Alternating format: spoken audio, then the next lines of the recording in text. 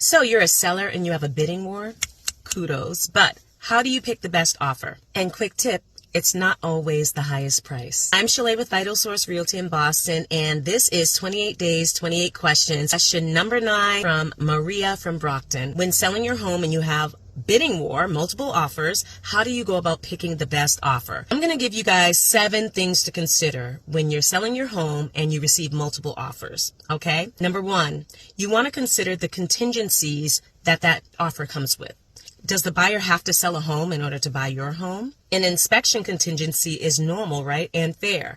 But are they putting a dollar amount on that contingency? You want to look at the fine print. If it's a cash offer, but they still put a buyer financing contingency in the offer, ask questions. Fewer contingencies for you as a seller means less risk. Number 2, financing type. So we've all heard this saying that cash is king, right? Don't just look at the cash offer as your best scenario. Pre-approvals from reputable lenders are also very, very solid. Make sure that your agent is vetting those pre-approvals, because I've seen some pre-approvals where they weren't worth the paper they were printed on.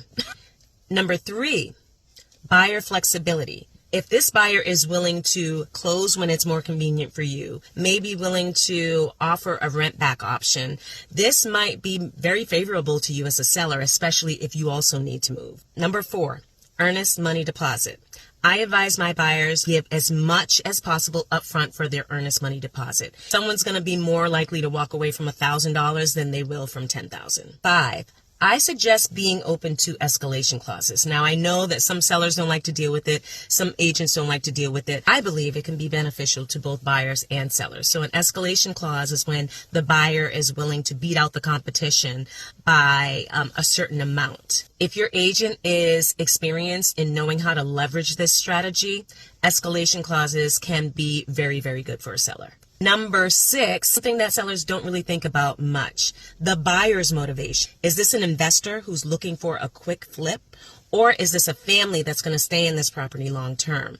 Individual motivations to buy this property can affect you negatively or positively in the negotiations. 7, local market trends. Other homes in the area getting over their asking price? Are other homes in the area also having multiple offers? An appraiser will sometimes call other agents in the area and ask if their property that they had listed received multiple offers. So market trends are definitely something to keep in mind. So like I said, highest isn't always best. Choose an offer that has the full package. Selling soon? Drop offer in the comments and I'll send you my multiple offer checklist. If you're watching and you'd like assistance selling your home, DM me. I'd love to help. Bye.